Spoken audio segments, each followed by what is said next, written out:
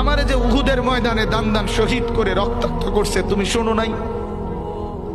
আমি যে 14 দিন পেটে ক্ষুধার তাড়নায় পাথর বাঁধছিলাম উম্মত, তোমার মনে নাই?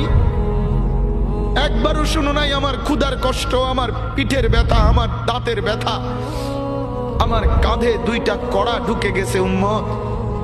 আমার ঘরে 3 মাস আল্লাহর নবীর স্ত্রী আয়েশা বলছে, আল্লাহর কসম উম্মত, নবীর স্ত্রী বলছে এক ফোঁটা চুলায় আগুন জ্বলে নাই।